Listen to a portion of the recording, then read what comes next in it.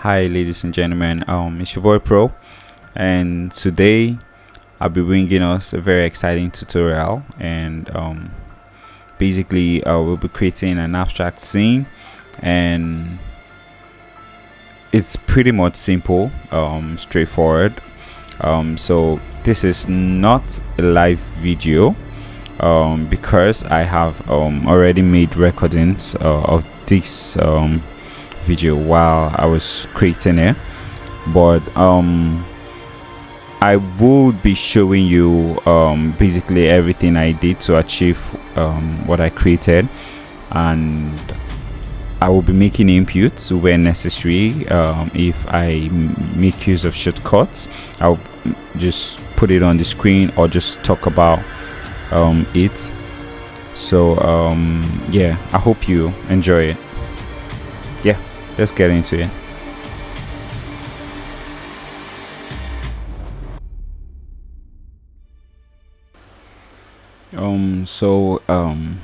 We're starting with a basic cube, and basically what I'm trying to do here is just get the right you know dimension, and I added the human figure just so that I'll be able to get a real world dimension, so that I wouldn't have too much of an issue when it comes to lightening the scene. And yeah, so well, using the cube, I'm just trying to get the best dimension height as to the height, and then basically what I'm doing is just transforming using the T on your keyboard to transform, and then just taking it up, down, just to see what looks best. And then here you can see I switch over to the front view, so that I'll be able to see what it looks like viewing from the front. And then yeah, over here, so the idea I have is like to have a very wide room with like a small stage, like you saw in the thumbnail earlier. So basically I'm stretching it just on the y-axis, just so I get a good dimension. And then here basically I'm trying to reset the coordinates so that it's aligned to the center of the scene, and yeah, that's it.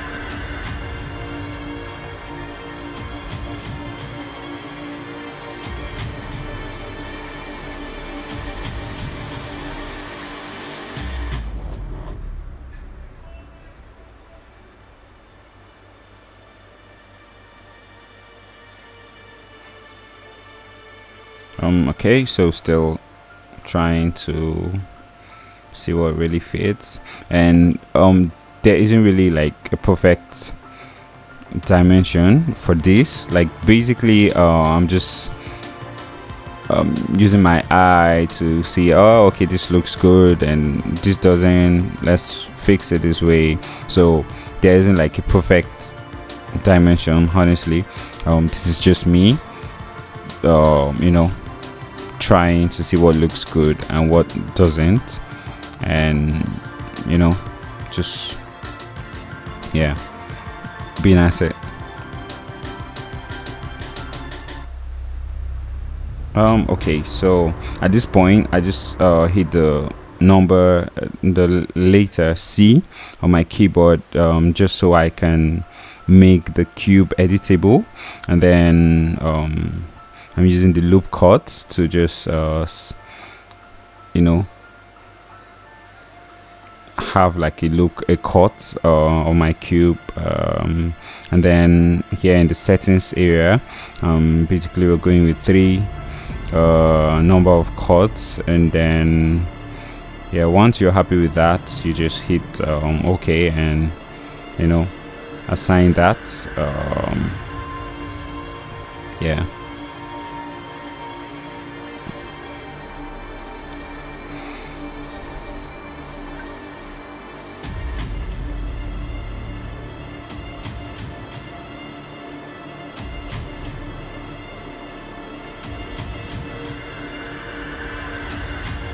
So normally I would use Blender for my stuff, but I've really been trying to get used to Cinema 4D. So most of the time you see me trying to look for a shortcut or something to do, and basically I'm still learning like everyone out there. So yeah, but I mean, it's why it's fun, right? You know, just learning and trying to implement it, and yeah, see what I can create. So here I'm just selecting the faces, and I hit the delete on the keyboard so I can take off these faces. And then yeah, so at this point I'm trying to fill in the hole that I left by deleting those faces. You see there's an opening here, and I just want to take that out. So one way we could do that is to select go back to our edge selection, and yeah, the edge selection, and then select the faces you want, and then you right click, we go back to bridge,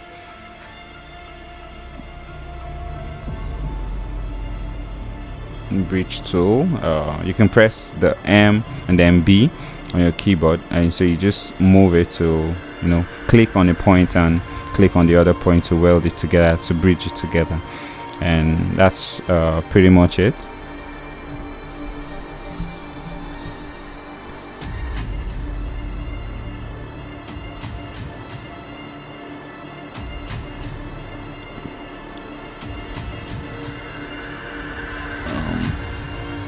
Yeah, so at this point I think we have our scene pretty much set up.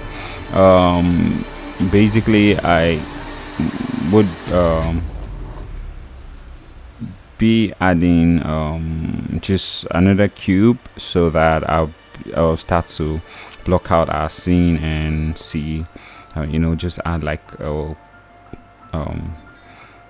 extra pillar, or just, you know, something that feels like an edge of the wall, just to add, you know, a bit of variance to, instead of having just a flat wall.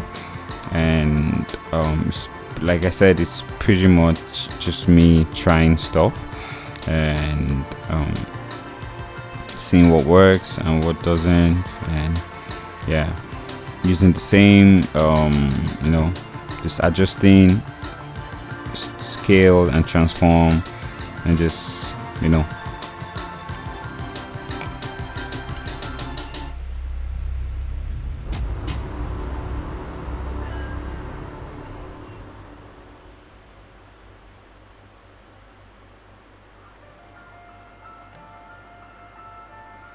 so at this point selected the edges that I want to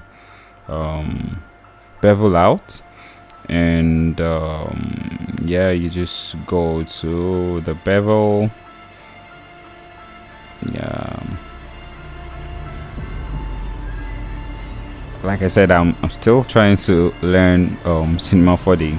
I mean, so I sometimes just can't find what I'm looking for, but I mean, yeah, so here I'm trying to use the shortcut, but I realized that yeah, I know that you can use the chamfer, but I think that works only on points and not edges, and see why it's blocked out pretty much. So yeah, so I remember that I could use the bevel, and yeah, we have the, okay, still at this point I'm still trying to find what to use, but then yeah, I realized that I could use the bevel, and yeah, it was at this point I switched to the edge tool, and then remember the bevel, and then just drag and set the number of you know, how the radius, an or offset, and then just what looks good for you, and then yeah.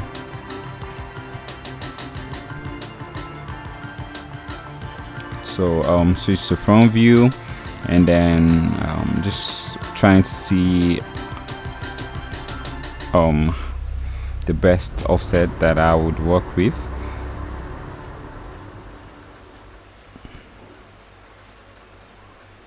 Number of steps, basically I think a high number would be great, so that we have very smooth edges. Yeah, and then just commit to that, and then so basically what we'll be doing here is just making a bool using the boolean tool or object, and then just cutting through the wall. So yeah, so select the the boolean tool, and then just drag your cube, that's the first room cube, into it, and then drag the second into it, and then yeah, you see we already have that cut, and basically just drag to yeah. So at first I wanted to make a cut out through the wall, but I felt like it might just pose an issue to the lightning, so I decided to just not do it that way. Oh yeah, and then at this point I'm using a cloner to add the number of cuts, so that I would have, because from the design you see that it's 3 cuts, so basically you can use the cloner to do that. Then yeah, and use the grid, and then make sure to turn off the reset coordinates, because if you don't do that, it's going to take the coordinates of the boolean object and not that of the object, and basically that might just pose an issue.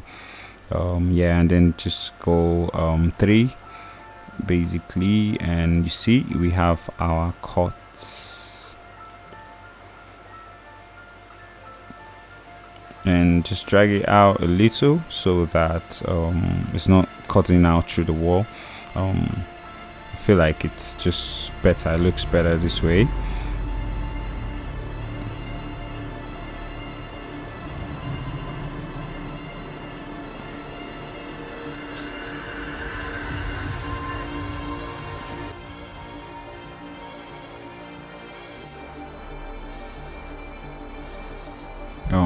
Yeah, so at this point it's basically just resizing. So I was going to resize scale, but of course you would notice the distortion that my shape has. So the best way to do this is go back to the point selection, and then you just select the point that you want to extend, and then just drag it down, and you still have a perfect curve. As to when you try to scale it using the scale tool,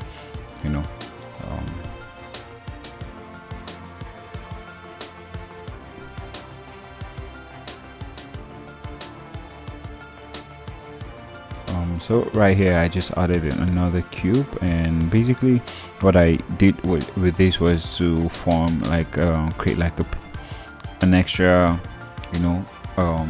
segment of the wall, so that it looks like not pillar per se, but just a part of the wall where I could have like a bit of variance to the wall, so that it's not just a straight flat wall, but just add a bit of corner to it.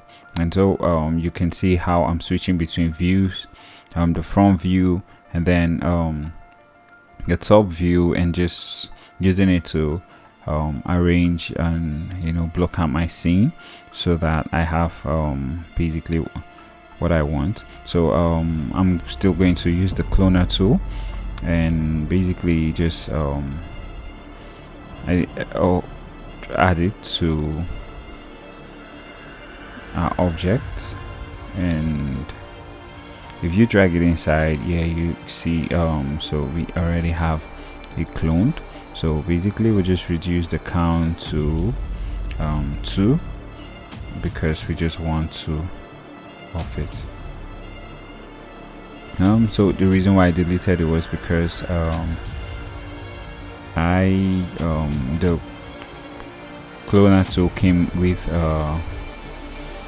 its own it's being created in the center origin though. So I created holding shift and then clicking on the cloner, I add the object directly inside of the cloner, so it takes the coordinates of the cube, and now we can select 2, and then you can uncheck the reset coordinates. Well, it doesn't do anything at this point because we have already added it inside like the cube inside of it. So and then here you just the size, we use the size to just set the distance, and here I'm just trying to see 500 centimeter, then it doesn't work, and let's see what $800 or $750. I still need to do more. Basically I still need more adjustments. So you can see it's just a tiny difference right now. So just adjusting the parameters there, I'll be able to get to just where I want. And remember, like I said, this is just showing you the idea how I created it. It must not be precise as to how I made mine. So but I'm just sharing the idea and the concept, and I really love to see you guys trying out building using this idea and creating your own stuffs. And please be sure to share links of your IG in the comment section, or do follow me on Instagram and then tag me. I'll be glad to see what you've created with my tutorial.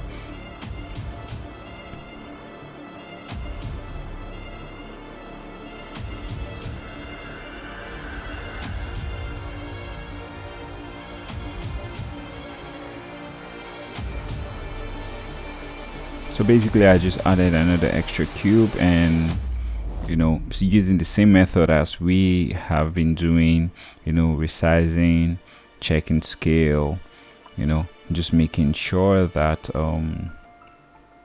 everything is the way I want it to look, and just raise it a bit so it doesn't intersect into the ground, and then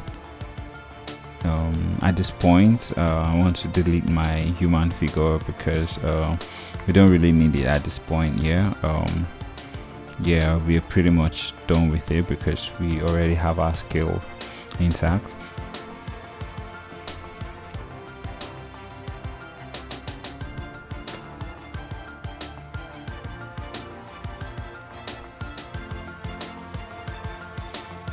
So I did remember that I wanted the pillar to the platform to have like a bit of fillet, so that it's not just sharp edges, because remember, no object in the world has like very sharp edges. So you might want to just add that and just give it like a bit of rounded corners so that it catches the light even more better.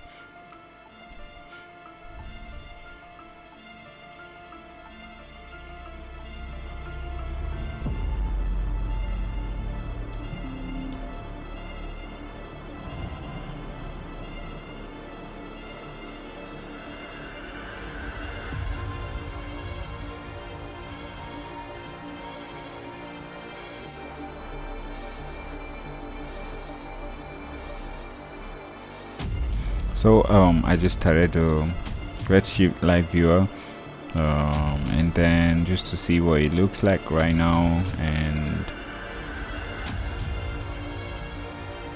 let's see. Okay, so here I just add a camera. So yeah, off first. Let's see. Yeah, so a camera, and then I'm using the standard camera, and then just hit the when you click the button here, it locks the camera, and then here I'm just resetting it, the coordinate 0 and then 0, so that it's facing, the camera faces my the room which I just created, like directly, as though it's like I'm viewing it from the front.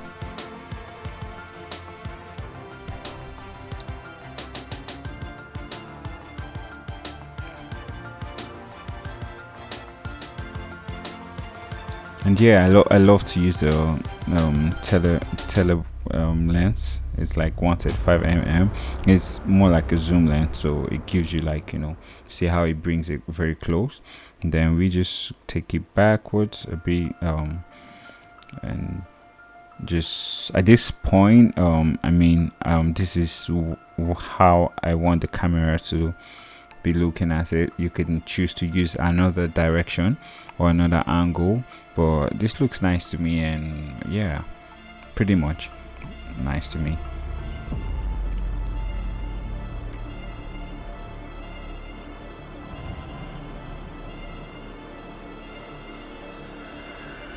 Yeah, so I'm just trying to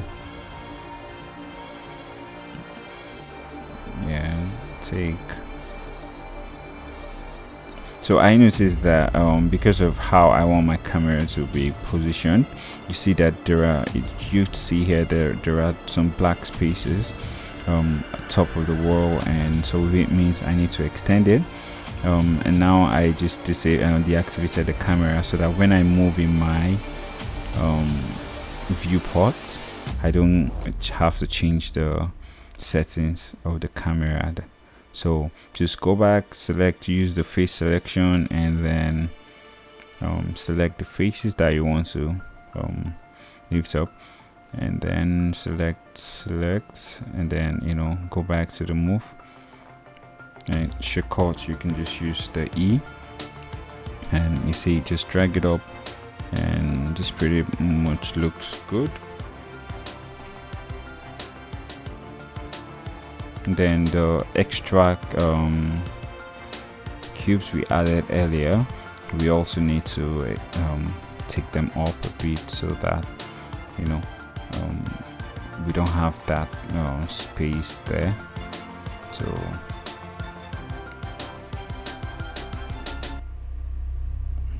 you see why it's very good to rename your objects in the scene, because at this point I'm trying to find which is my cube and which is the pillar and all that. So it's nice to always practice renaming your objects, and so that you don't get confused as you keep adding and adding more objects.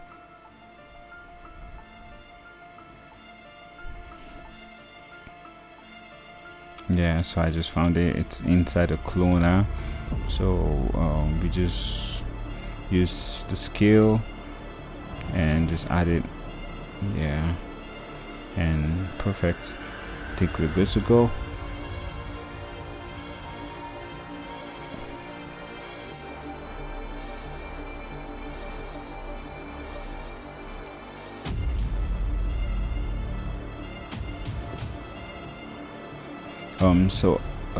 At this point I just pause the video and then come back, just grab some water. Okay guys, welcome back, and yeah, so here we are going to add some lights and some materials, and first let's add a dome light. And I love to add dome lights because it helps you just make the scene look better already, and yeah, make sure the both bucket render is turned off, because you see how my render is faster now when I turned it off. And then so I noticed there's just a bit of space between the platform and then the floor plane, so I'm just adjusting it so that I don't get that harsh dark shadow that there is, you know. Then it looks pretty much good right now.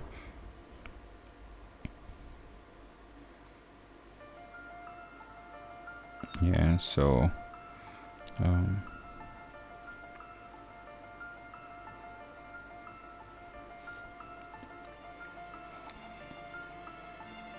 yep, so and the general tab in Redshift, just go to a folder, select the HDRI that you want to use. I got this pretty much from, I think, HDRI Heaven. You can check the descriptions I'll provide in the description.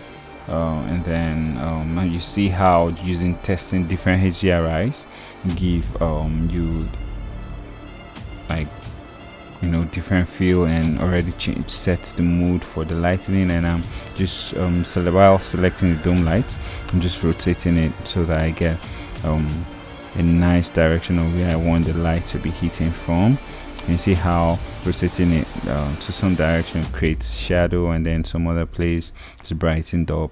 So you just you know, at this point, just see what works for you and what doesn't. And then, you know, like I said, at this point I'm just eyeballing it, and it doesn't have to be as exact as mine is. So I just added a Redshift material, standard Redshift material, and I'm adding it to pretty much everything, because I want everything here to have same color basically. So you see I'm just dragging, add into the cloner, dragging, add to the plane, so that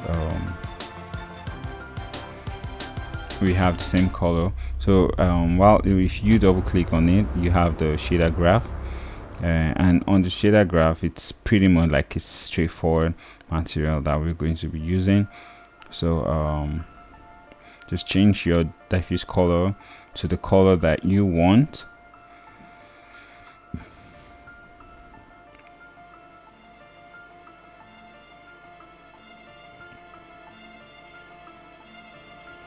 So I'm still trying to decide, because like I said, I didn't, like, this is me creating on the go, so I wasn't really sure what color I wanted to use or not to use. So just testing, and okay, let's see. And I noticed I forgot to add it to the plane, so I just while holding Ctrl and dragging to the plane, you can duplicate the material and just add it up. And then yeah, the roughness, I added the roughness because our wall was reflecting our HDRI already. You see how when I reduce it, it's more reflective, and then you see, and when I take it up, we lose that reflection. And this is a wall, so we don't want so much reflection, right? Basically.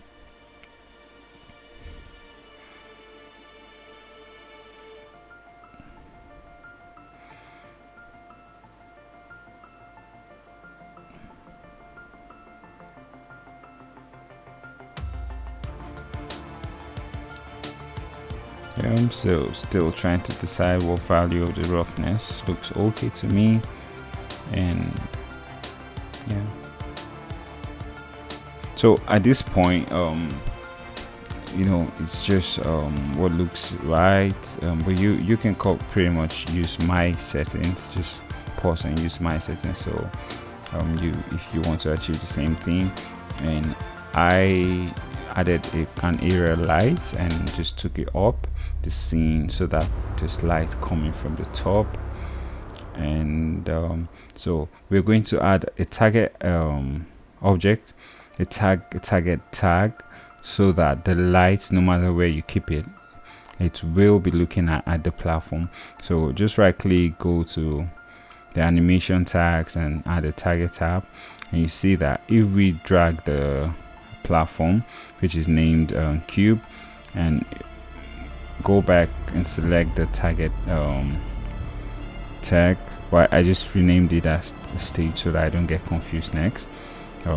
Click on the target and drag it inside. You see immediately the light turns and faces the stage, as we call it now, and then no matter where we drag it or place it, the light will always be looking at the stage.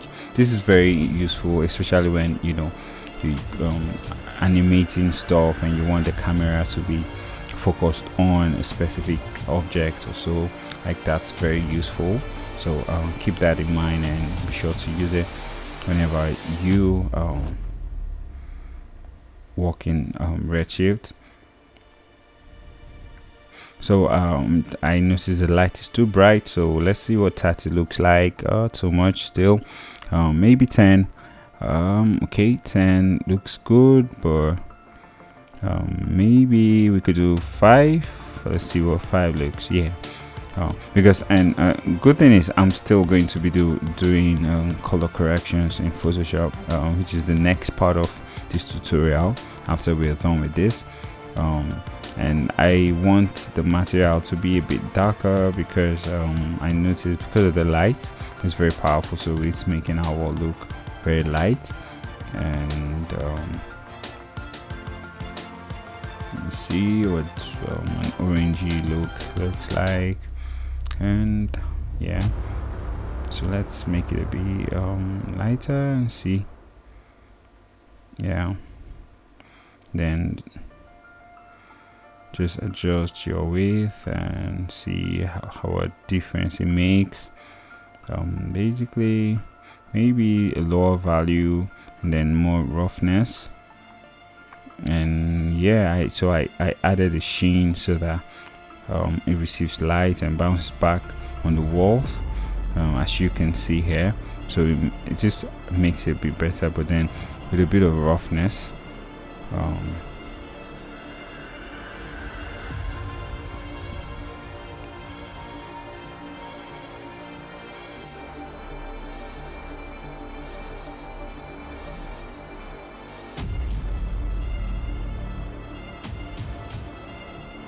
So yeah, at this point I'm really just trying to see what works, experimenting, and just seeing what the lower value of the roughness looks like, what a higher value looks like, and also the color, and just trying to see what works best.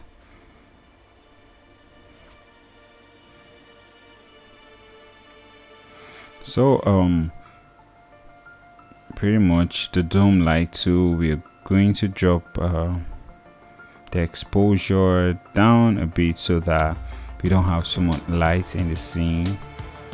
So about -2 works now. So we just go to our browser and search minimalistic chair model. Well, I'll provide the link, like I just stated, but you can just use any of your own choice model. But if you want to use the model that I used in creating this, I'll just provide the link there. Basically, so download, make sure you're signed in, then you can download an FBX material and then download the textures, because you might be needing textures.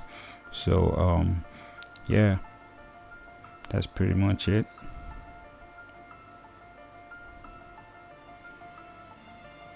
So here, just so to add your objects to the scene first, yeah, learn to always save when you work, because I forgot the entire time, and if this software would have crashed, that means I would have lost everything, and that's pretty bad.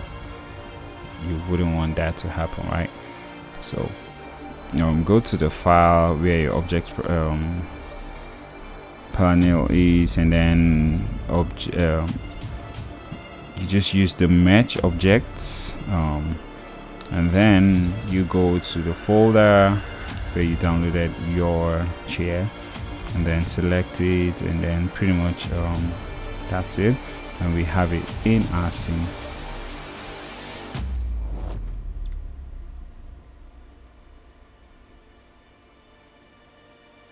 And it's sitting right there. So you will notice sometimes I just zoom in on an object. So while selecting an object, if you press the letter S on your keyboard, you would be able to just frame it to your viewport. So here I was trying to scale it, but I noticed that it was scaling on the just the Y and Z axis and not on all axes. So I noticed that the X axis was locked, and then I unlocked it, and you would see that if I scale now, I'll be able to get a good scale.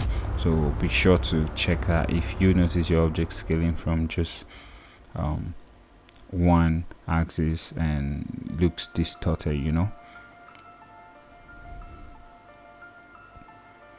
So Redshift is powerful. It allows you to convert materials into Redshift materials. So you just go to the tools, Redshift tools, and then convert all materials, and just wait a little, it will convert the materials to Redshift materials, and then you would be able to, you know, use the shader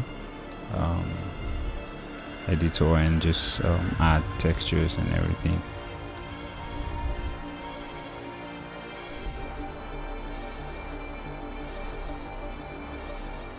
And yeah, using that, you clicked on the axis move to a selection tool, and then if you click on that, you will be able to move you know, your axis around. It doesn't move the object, it moves just set the position of the gizmo basically, which also the axis, because that's where the object will be scaled from.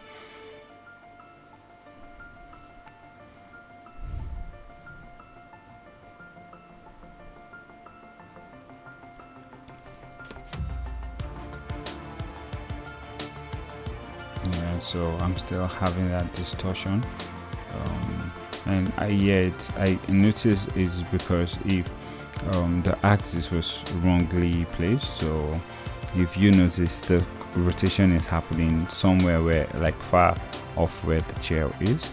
So what I pretty much did was to use the axis selection tool and just pretty much set and move it around my scene.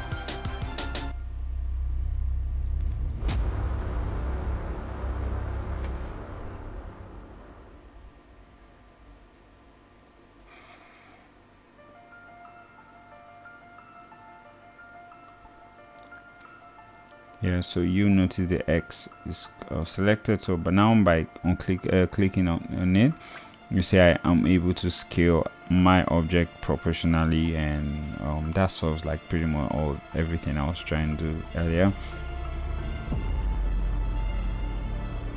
So right now I'm just you know, set the position. So that's why I was trying to use the wall object coordinate instead of the wall coordinate. Then still has a problem. So you select the axis tool, and then just position it close to your object so that the transformation that you would be making would happen you know, from the axis original where the axis is.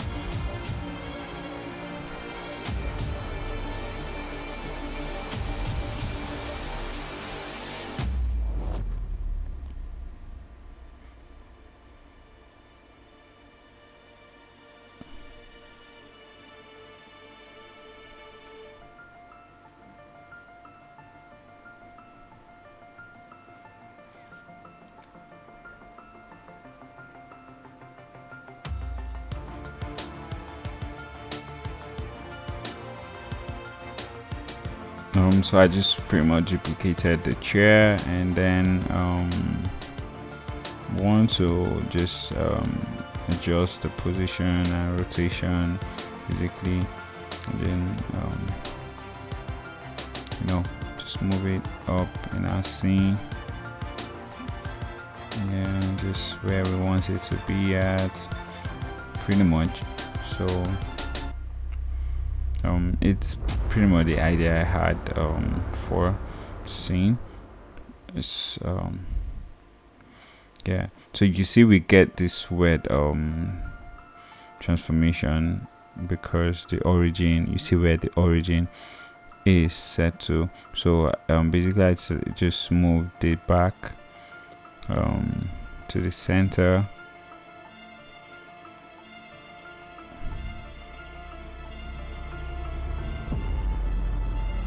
Move it up slightly.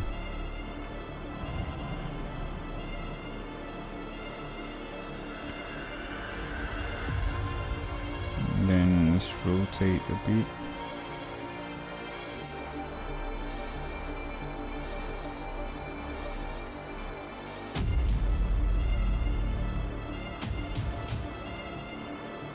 So right now I'm just trying to set the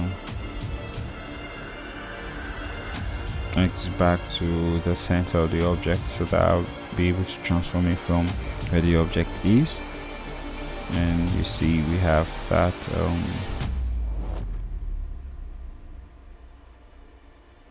yeah, so here it's pretty much straightforward. It's just basic, just rotating your object and positioning it so that it fits and sits where you really like it. And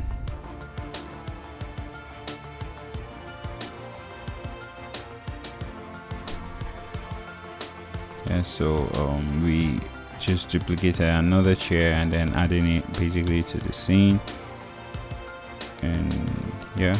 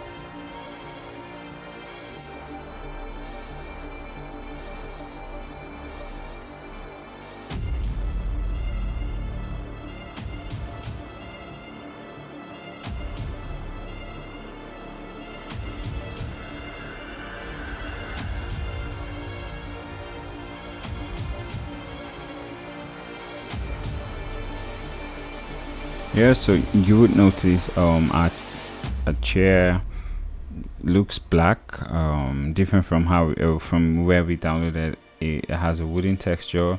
So I'm still trying to find the best way to import object, because I always lose the the textures and I have to remap everything. So if you do know how to properly import an object with its texture, please share in the comment section. I know that if I use other like GLB formats and all that, it comes, but then this is an FBX, or is it an OBJ file, and the texture basically didn't come with it embedded. So here I'm just trying to get the texture image, and then just add it to the chair. Yeah, I think that's right. So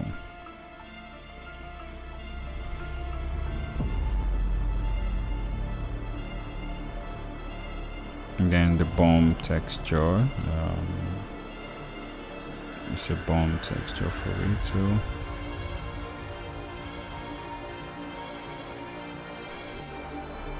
We use the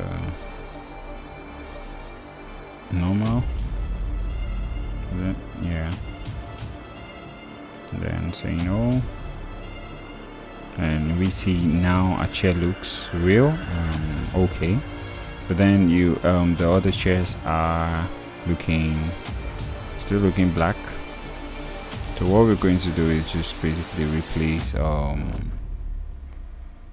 the material, the one we just fixed, to the other part and the other objects in our scene, and that solves it.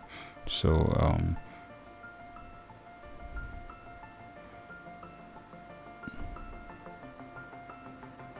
so you just delete the old textures and just add, and if you expand no objects, yeah, you see the other black textures, so just be sure to replace it with the old one. Replace, holding control and then just dragging and drop, and that pretty much solves everything. So we're good. Then we just repeat the same process. So at this point you could just delete the 3 chairs and just replace, right? Just copy with the new one, but I felt like, okay, I love the position, so I could pretty much just do it fast, and it won't take so much of time to just fix, duplicate, and and we're good.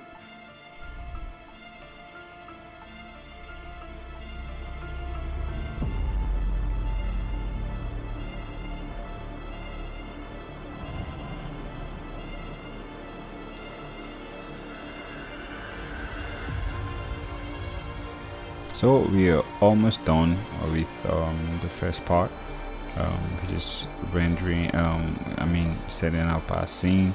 The next part will be just doing basic color correction in Photoshop, and then finalizing our design.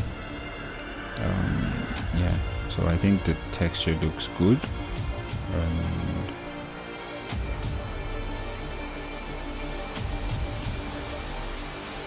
So I decided to try another HDRI because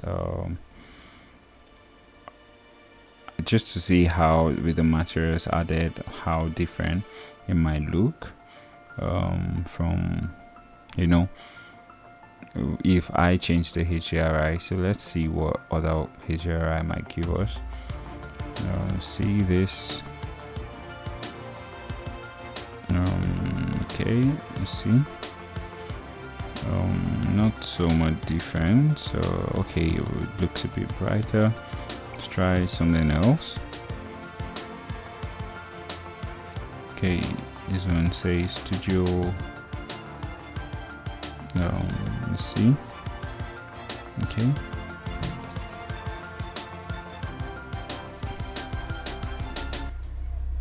I think this is okay.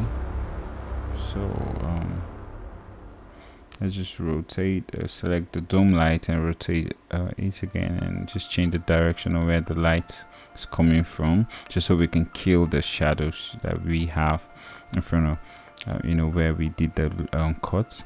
And then let's render and see.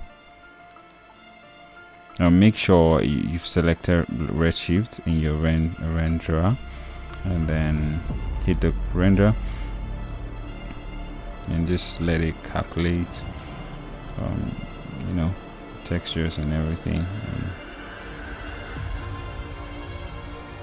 So this might take a while, so I'll just fast forward it, because there's no point leaving it allowing you wait and watch till it's finished. So I just move this part like a bit,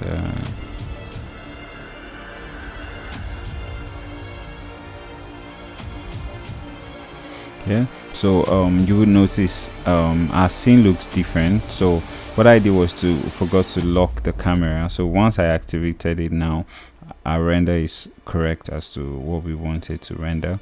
So you see this is a nice scene, and I could do some color corrections here in Redshift, but I would leave that for another scene I'll be building pretty much in our next tutorial. So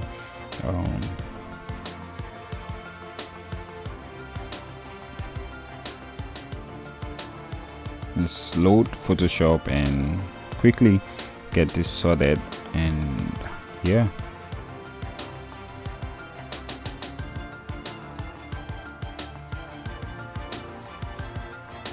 so Photoshop is opened and just loading the image.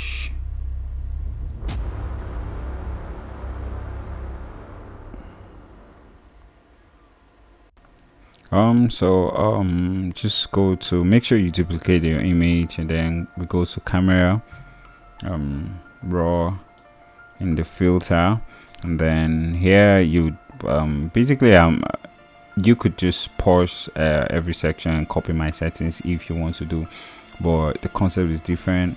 It's just pretty much same. I mean, just adjusting my exposures, the contrast, highlights, shadows, you know, and killing like just where I want it to be brighter and lighter, and then, you know, adding sharpness, the textures. So at this point I would say I mean, just it all boils down to what you want to achieve as to how you want your colors to look like and the final image. Or so there isn't really a specific thing I like to. I'm doing it right now. I'm just adjusting my image, and you know,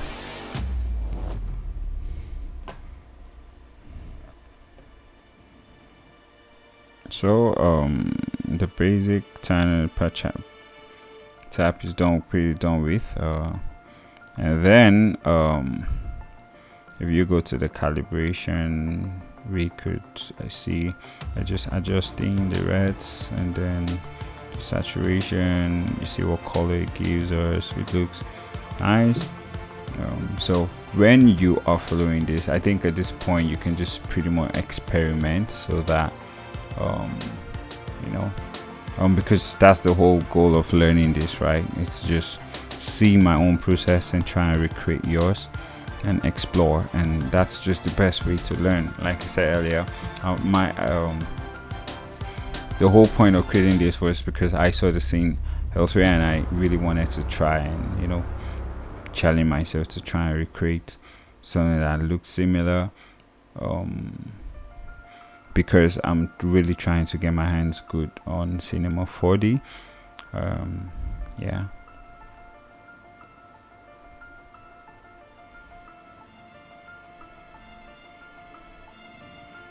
So in the color mixer, you could just play with the reds, oranges, and then just see what difference each of those tabs and settings give. And yeah, so click OK, yeah, and you see what difference like we already have from our initial render. So I like to add the color lookup, because it just helps, you know, redefine my image even more. And so here, just test out, see what works for you. This looks nice. Let's see how others look. Okay. Okay, so I'll still try other ones.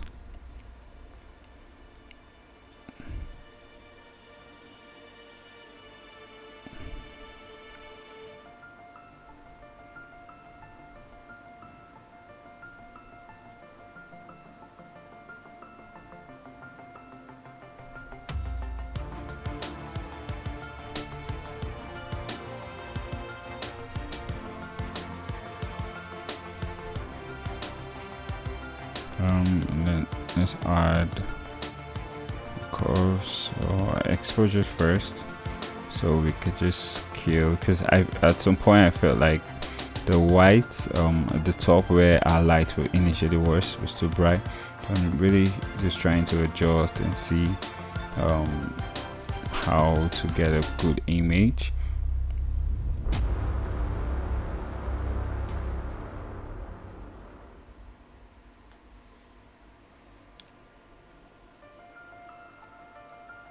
So I love to use selector colors because it helps me, like gives me the room to adjust each of the colors also, you know. So pretty much the yellows, see what I have and adjust. You could see the changes as I'm adjusting it on the chair. So you pretty much look at your scene, what color is there, and then choose that color and try and adjust it. And it's just pretty much like color grading, right? And so my white, let's see, isn't so much difference, but if we go to the blacks, we see how it makes a difference. And just drop the brightness a bit, and then add to different yellows to add soft tool. And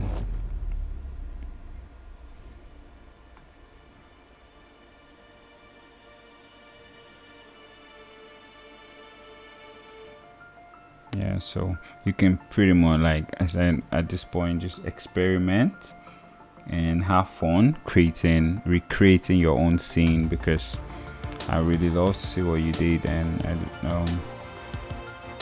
you know,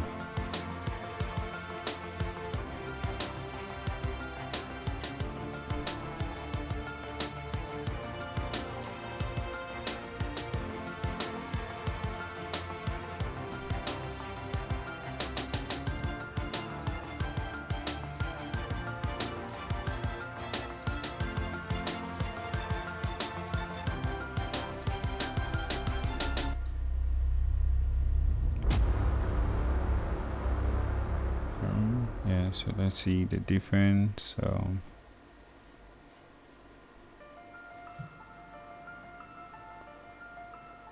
So let's add up brightness and see, just to adjust a bit, contrast, little,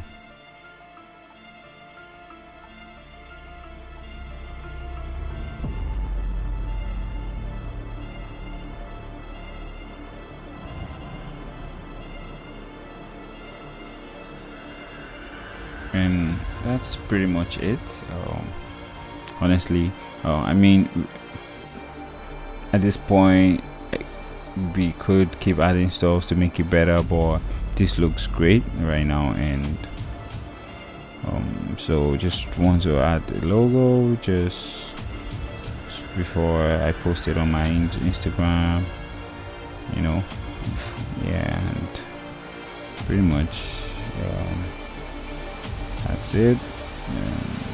Yeah, so guys, I'm really excited to have made this tutorial. This is pretty much like one of my first tutorials which I'll be putting up online, so it might not be as great as I mean the voiceovers and everything, but yeah, I mean